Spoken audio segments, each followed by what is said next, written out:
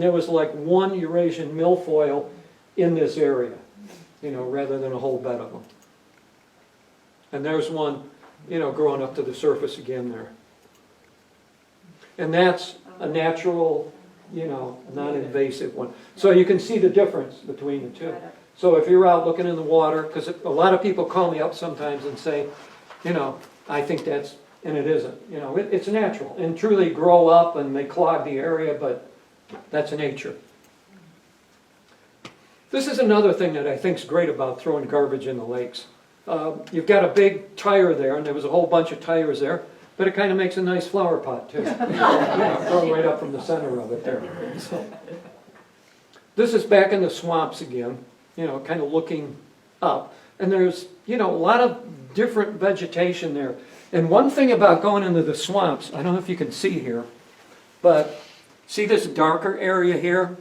In a lot of the swamps, on the surface where the plants are, it might be about this thick. And under there is nothing. So they kind of float on the surface. So if you got in the swamp there off your boat, like in Third Lake or something like that, where Second goes in there, and you step on there, the whole thing is really mushy, going up and down like that.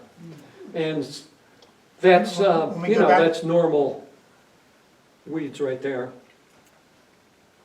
So it's kind of neat to see all the different, plants that are in the swamps like that. Do you see fish in the swamps? Yes. Yeah. And occasionally turtles in there too. But a lot of times the turtles will come out from underneath there like that. And those are the lily pads, coming up to the surface there. Yeah. And as you know, they had hockey games out here. So this year I actually gave them a puck. We were away for that. We were down in South America. But I found a puck from the last, in fact I found a whole bunch of hockey pucks out here from the last time they had the hockey games on the ice. So I gave it to them, and they were going to use that as a ceremonial first puck drop, for when they did it up here the next time there. And this is one thing that doesn't go away. Yeah, the old red Solo cups. They don't decompose, they don't go away. Eventually they disappear. There's another anchor there. And glass all over the bottom of the lakes. I don't know how that gets out there. I can tell you. Yeah. That's just some more of the, the swamps there. Wow. That's so cool. Yeah. I mean, when you're it's almost surreal, when you're like weightless and you're just kind of going through this stuff like that, it's, Neat. In fact, next time I go in the swamp, I'll take some videos going through there and I'll post it online. Actually, I'll post it on the Inlets, I love Inlet site. I'll post some of those on there. Nice. Bullhead. Oh, he is. Usually the bullheads you don't see because they stay right on the bottom, because they're bottom feeders. So they're right down there, and occasionally they'll come up to grab something or whatever. So, and there's another one of the freshwater sponges. And those are an indication of good water quality also. Wow. There's some more, the different plant life on the bottom there. Some more of the rocks from out there. This one is in Fifth Lake, on the bottom, looking up at the milfoil. So you can see that they can grow 10 feet, 12 feet or so. But when I go diving, I basically never go much below 20-something feet. Because once you get beyond there, there's not enough, besides that, it's cold as hell, there's really no plant life or anything there. And that's, I'm looking for the invasives in the plant life there. So you can see how those grow up. And years ago, what we did with plants like this is we took the hose, got on the bottom, and sucked the entire plant up to get out there. Yep. Wow. Just some more swamp stuff. Okay. They make nice photos. Yeah, I took these and kind of made them almost into like a little painting. or Great whatever. jigsaw puzzle. Definitely. And then this is how your lily pads, a lot of them start. Some of them start on the bottom like that, and then they grow up like that, and some of them are actually folded like almost in half. And they come up in half and go up. Do they need light to grow?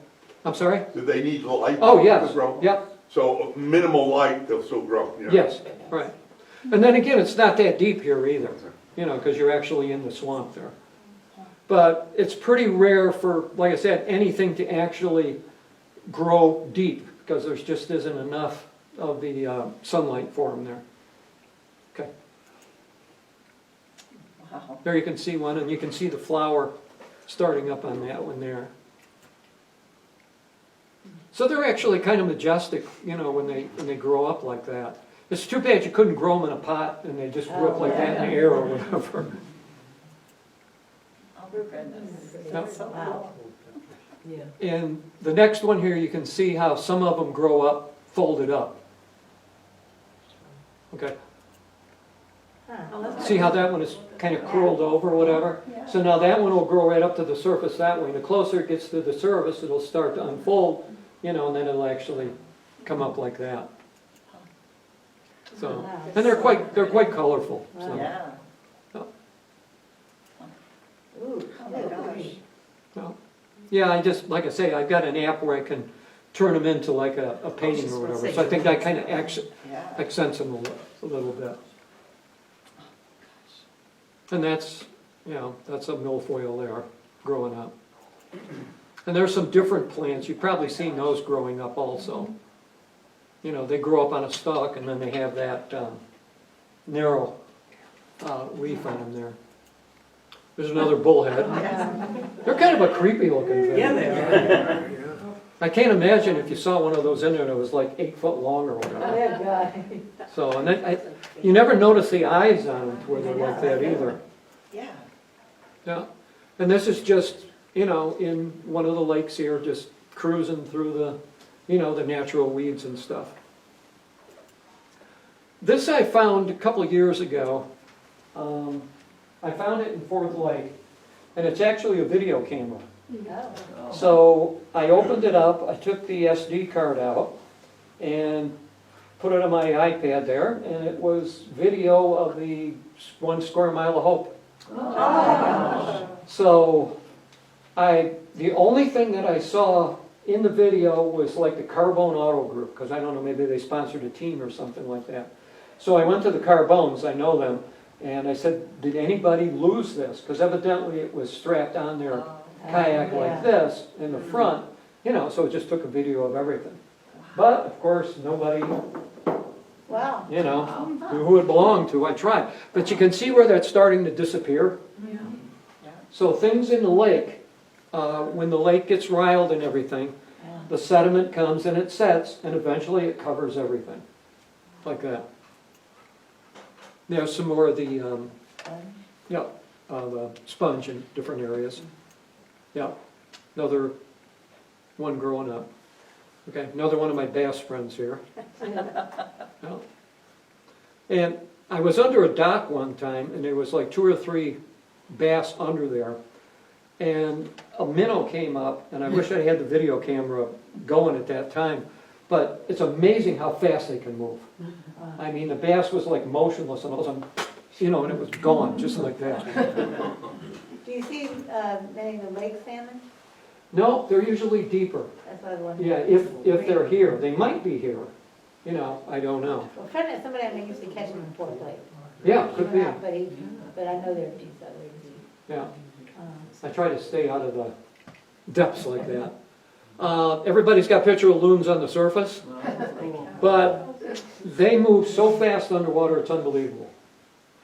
I mean, usually all you catch of them is, and it's gone. So I got my camera and gone, like that. Wow. You know, where the bass, you know, like the next one here, you know, they're right with you all the time. Next one is another one of the junk circles there. I'm not technically savvy. My IT department is my kids and my grandkids. So, I mean, when it comes to putting something together, and that's, you know, how Charles helped me here. You know, I had my one son put it on a zip drive, and if I was that, I could have, you know, put everything together. So maybe next time I'll figure that out. Okay. Yep, That was the jump on that one. yep. I can fix that. Okay, another thing here, next, is you probably remember these days, all over the bottoms of the lake. Yeah, so masks everywhere. You know, either they blew off of people or people just said, I've had it, but it was threw it in the lake. So. Yeah, so these are, like I say, these are just some of the things that you don't see. And the next one here is some more of the, you know, what it looked like in Fifth Lake with that area. See up to the top where it's green? I mean, that's normal weeds and everything, but right there, just that whole area, just orange. It's very eerie to see that. This was a cell phone in a waterproof case. You can see that's almost disappeared too. I took it up, it was dry, took it out, it worked. Wow. I took it to AT&T and I said, see if you can find who it belongs to, you know, and they can have it. So they found out it belonged to somebody in North Carolina, so they called them and left a message and they never called back. So I guess they probably lost their phone, said screw it, I got my insurance, I get a new one, so. Wow. But that eventually will disappear. Yeah. A lot of cans on the bottom. The aluminum cans really won't disintegrate, the old cans will. Because a lot of times all you see is just, you know, pieces of it there. Okay. And those freshwater sponges grow like all over the place, you know, on this, on that. And actually I saw one in Moss Lake. I didn't have a photo of it here, but it was like this big. Wow. And in Moss Lake, it was growing on a platform. That was a big wooden platform that you can't see from the surface. But it was all big logs that made a platform that came out to probably 8 foot of the surface there, and it was growing on there. And occasionally you do get to see a big fish. Very, very rare though. That's the last one. Okay. And then here's some of the bottles that I found in the lakes. Some of them have disappeared. You can turn the light on there. That milk bottle right there, that's Harry Hall, right? Yes, yep, Nice. My dad worked for Harry Hall. really. Yeah. Yeah, I've actually, you know, I've seen, you know, some stuff about the dairy that was here years ago. That's back when you probably remember they came and dropped them off at your house. Yeah. Yeah, I tell my grandkids about that and they go, you gotta be kidding me. So, Wow. here's a bottle I found in Fourth Lake with a round bottom. And doing some research on this, as they said, this is probably well over 100-something years old. Because back then they had corks. And you probably remember, like with champagne, they always put it on its side, you know, otherwise the cork dries out. It was the same thing with carbonated beverages back then. So they figured you can't stand it up, you have to let it lay down, and it keeps the carbonation. This is from the Haverly Brewing Company in Syracuse. This is West End Brewing, Utica, New York. And, you know, West End had a multitude of different bottles years ago. This one is Oneida Brewing Company, Utica, New York. So in Utica at one time, there was probably 5, 6, 7, 8 breweries in Utica at one time. Same thing in Syracuse, like that. Here's an old Fanta soda. Oh, Orange Crush. And you probably remember Orange Crush. There's a lot of these in the lakes. And on the bottom of most of them is where they were bottled. So this one says Gloversville, New York. So I've got it from Syracuse, Utica, Gloversville, New York City, Albany. So, because years ago, I think people just used to sit at the dock, have a beer or drink, and throw it out in the lake. Can I tell you a quick story on beer bottles? And there's a couple of things, you know, this one here is from, let's see, L.F. Wrinkle Druggist, Boonville, New York. Like a description. Yep. And then this one here is a Phillips Milk and Magnesia. Oh, my gosh. Yeah. People ask me a lot of times about how do you find these things like that. If it's rocky or the bottom is hard and sandy, stuff will stay there until eventually, you know, it gets cut over. I didn't have with this presentation, but in Racket Lake, I had a stick that I found that was like 4 foot long. And I'm on the, you know, just hovering above the bottom. And I take the stick and I go like that and it completely disappears in the muck. And one time doing a dive in Fifth Lake, I asked the people, you know, on Route 28 there, you know, can I park here and go off your dock? So I get my equipment in, I go down. I didn't put my fins on yet, I jump in the water, go right up there in the muck, and I was stuck. So I had to pull myself out, so, like that. And then with the weeds in the bottom and the muck and everything, if you drop something in there usually, Yeah, it's gone. yeah. Because if you drop, like, somebody lost a motor in First Lake one time. I went and looked for it, but couldn't find it. So, you know what, like a meteor crater, you know how when it hits, it goes out like that? When something is heavy, it's dropped in the water like that, it spreads out like that, and then it goes down, and then it comes right back over and covers it again. So last year I had an email from somebody from the Fulton Chain of Lakes Association. They contacted me and said I lost my car keys in Fourth Lake. Okay, where did you lose them? Can you narrow it down a little bit? And their reply was probably about 100 or so yards off some rich guy's place on the South Shore. But the lady that lost them, you know, she was, I think, from like Buffalo or somewhere, couldn't use her car. You know, so she had to have somebody, you know, make her a clone set of keys, or somebody had to bring around her keys, so she was stuck with it. So you drop something in the water here in the muck, and it's, you know, pretty much gone forever, like that. Got your, Yeah, about your. question? For years, I've heard stories that DDT will put in containers and Yes. drop it. Actually, I have a picture of a big 55-gallon drum I took off of where the Woods Inn. Yeah, where Foley's used to be. Oh, also Doc Foley told me one time, he says, if you go out on the Fourth Lake, there's slot machines out there.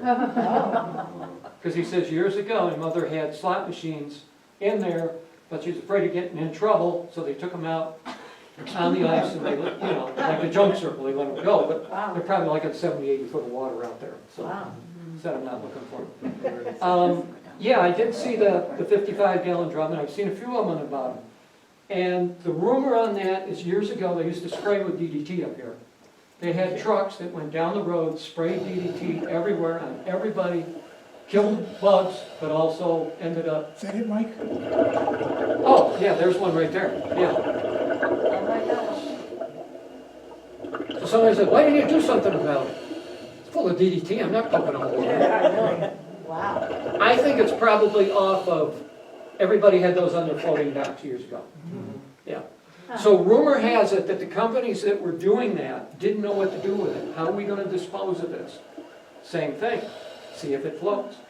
So there was always the rumor that somewhere in the lakes are 55-gallon drums like that full of DDT. Wow. So, then again, is it a major hazard? You've got 55 gallons and you've got 55 billions of gallons of water, you know, in the lakes or whatever. So, who knows? You So know, those tanks will degenerate and they will expose the DDT? Nobody knows if it's DDT or not. Right. You know, and Yeah. they Or whatever. Yeah. kind of let sleeping dogs lie, I think, you know. Yeah. So whenever I show a photo like that, somebody says, "Oh, that could be one of the old DDT barrels or whatever." But like I say, I'm 99.9% sure it's just off somebody's dock that floated away and sank like that. And then eventually, being metal, they're going to rust, they're going to fall apart, they're going to disintegrate, and they're that tall, so you know you can't. It's going to take a long time for them to get covered with the muck, but eventually they'll disintegrate and be gone, just like everything else in the lakes. How long can you stay with, you said you have 3,000? Yeah, I got about 3,000 pounds of air in there. It depends. on how fast you're breathing or whatever. I've gone diving with people and we both had the exact same thing in there. And after, 20 minutes, I said, I'm almost out of air. I usually stay down about an hour, with it. So, or more. And then you've got the indicator on here, because see, like right now, you can see the 3. Then when you get down to 1,000 or, you get down to 500, it's time to come to the surface, so, like that. Do you just wear your mask Yes. and hook it to your? So, I got and then you use the snorkel until you get everything all set up when you're on the surface and everything, when you're up there struggling around. And a secret, if you ever go snorkeling, and you're using a mask or anything, you put dishwashing liquid in it. Whirl it around and then rinse it out. Or if you don't have that, you just spit in it and run it around. Because if you just put it on, you get down there, it'll all fog up on you. So, I found this anchor in Fourth Lake. And we had somebody come into our business from the Blue Mountain Museum one time, and I showed it to him. And he said that it was an emergency anchor on one of the old steamboats. Because if you pull this pin, this folds down. You pull that pin, this folds up. So he said you could take this anchor and put it in like a little locker where it didn't take up much space, nobody tripped over it or anything. And then if you needed it, you put it together. And one thing, if you notice here, pick it up. Yeah, hell of a time getting this off the bottom. You see how I sandblasted this a little bit and painted it. But you can see how clean this is here, and see how this is corroded here. This was down in the muck. So where it's in the muck, you basically don't have any oxygen down there. So with no oxygen, it doesn't rust. So exposed up there, you get the rust on it. And you can also see here where there's more corrosion and rust there than there is on this side. So sometimes when the things get down in the like that, and eventually, in another 100 years or so probably, this would probably fall apart too. But to get this up to the surface, you take this, and you fill it with air, you put more air in, then you become buoyant, and you can come right up to the surface again, like that. So, and then you can let it back out and go back down again. Any other questions or anything? Yeah, I know you say you don't go very deep, but where are the deepest points in the Fulton chain? Which lake In is? Fourth Lake, like where Dakers is, and the woods in there, I guess it gets down pretty close to like 90 feet there, I think. And Third Lake, I always heard Third Lake was a very deep lake. No, not really. I think Third is probably 50 foot maybe, max, I think. Okay. Oh, and there's one thing. Did you have the thing on there about the guy's submarine? I don't remember when you brought that or not. Was that a text thing, or was It was a newspaper article. I don't know if I had that. Let me I'm see. working with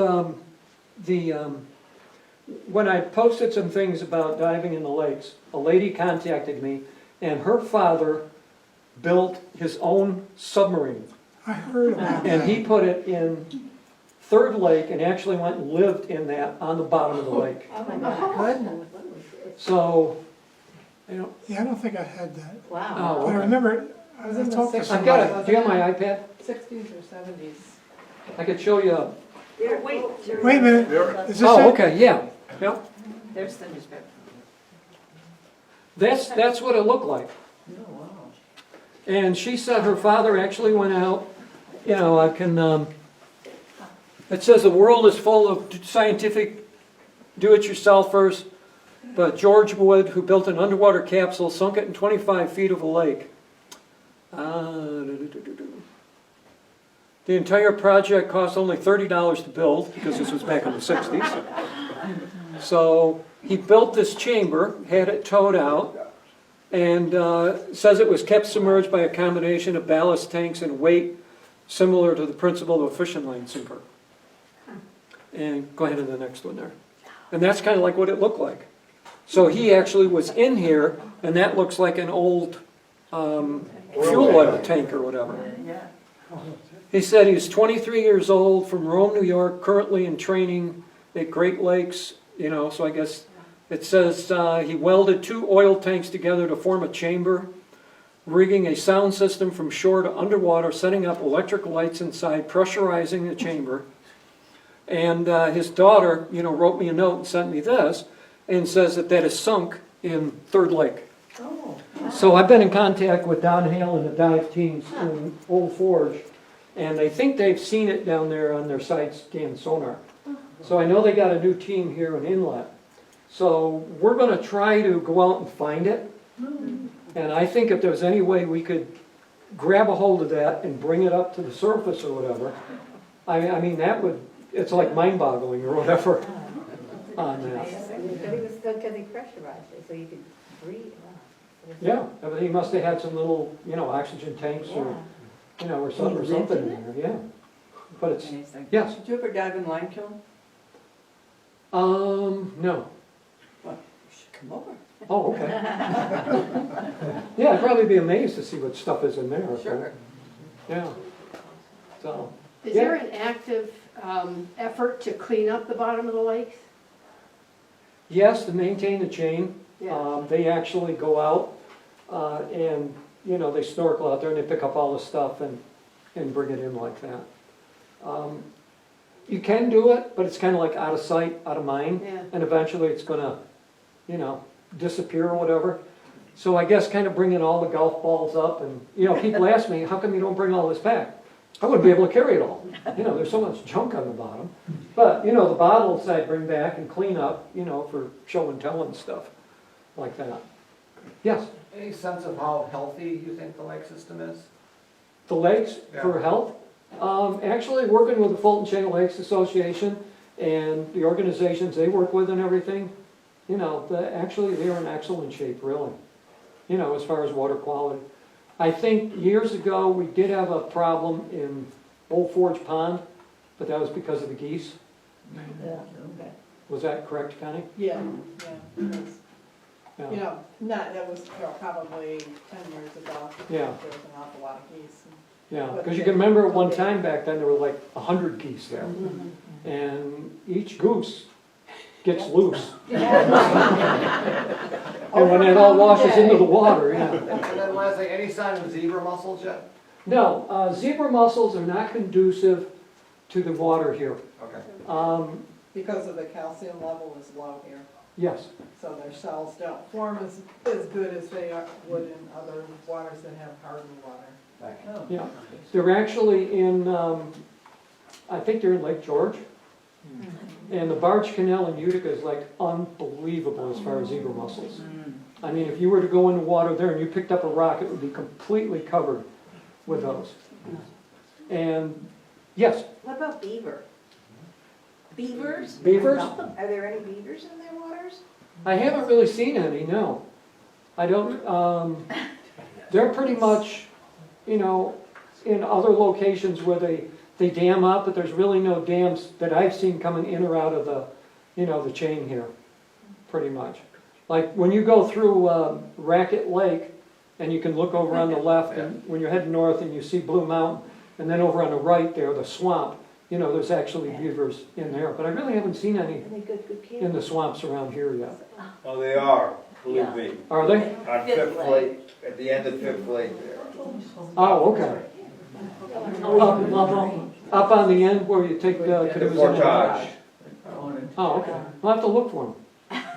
North Bay has them Yeah, on the news, but. yeah, I'll have to get an underwater photo of the beavers. So maybe stick my head in one of the dunes there. Yeah. Oh, boy. Just kill them out of it. Yeah, Should we be trying to pull that foil out? We're on Fifth Lake and it's growing all in front of our dock. And if you don't get like- the entire plant in fragments, you're actually doing more harm. So If there's, she gets the whole plant. You get to do Yeah. it from the roots. I think we Yeah. could, because the There's water's only about a 4 few ways to do it. Years ago, when we did it with the Fulton Chain Lakes Association, we did not require state government approval. If we went to do it now, they would probably come and shut us down immediately. what are you doing? You can't do that, you gotta get a permit, you gotta do this, you gotta do that, and everything. They're eradicated a couple of ways. One way they do it is by matting. So they actually take mats and put it, and it goes down to the bottom, compresses everything, no sunlight, and they die off. The other thing is pulling them, like what we did. And then the other thing is with chemicals. So they actually are using that in some lakes now, where they're actually going out and they're dumping chemicals in the water, and it kills the milfoil, but it'll also kill all the native No, plants too. it's specific to milfoil, this new thing, but it's, you know, a whole new science, so everything has to be done with the state, with a license or whatever. Yeah, I think as far as you, if they're in front of your property and you wanted to do it, you're okay. You know, individually, just on a small scale. But if anybody was going to do it, it would all have to be licensed and approved Yes. and environmental statements. this was an article I found, and milfoil comes within seconds of invading Lake Placid. And what happened there is they had a boat that was being launched, and the boat steward caught it. And it had the Eurasian milfoil all over the trailer and all around the motor and everything. And, I mean, they freaked out up there, because they were very, very concerned about Lake Placid. You know, they did not want that in there.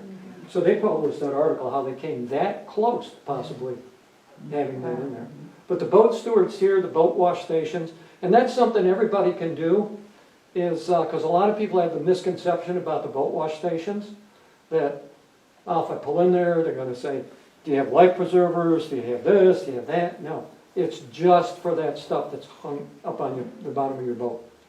Because you could put your boat in a lake, Canandaigua Lake or something, and then come up here this weekend fishing, put your boat in here, you know, at the Fourth Lake site, and your boat could be full of weeds and, you know, dump it in. So they pretty much have stewards now in a lot of the lakes in New York State now, you know, to try to prevent this. And there's another very invasive thing that we're very lucky that's not here, is the water chestnut. I've got some photos of a couple of lakes, and that completely covers the surface, the water chestnut. And you can't go in the water there because it's actually, the seed is like that big and it has spikes in it. So if you walk in the water, they're going to stick in your feet. And in Marcy, New York, where Marcy Marina was, there's a little place back there, a back set. And that entire back set where those people have their boats, that is solid water chestnut all the way across. And they can't really do anything about it there. So, but if somebody put their boat in there and then came up here, so that doesn't spread by fragmentation, but if they had that seed pod on there, and that's kind of like what I look for in the lakes, you know.